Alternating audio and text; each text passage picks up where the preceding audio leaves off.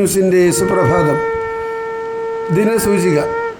ഇന്ന് കൊല്ലവർഷം 1201 കുംഭം 14, ക്രിസ്തുവർഷം 2026 ഫെബ്രുവരി 26 വ്യാഴാഴ്ച. സൂര്യോദയം രാവിലെ 6:40 ശുക്ലപക്ഷ ദശമി തിഥി.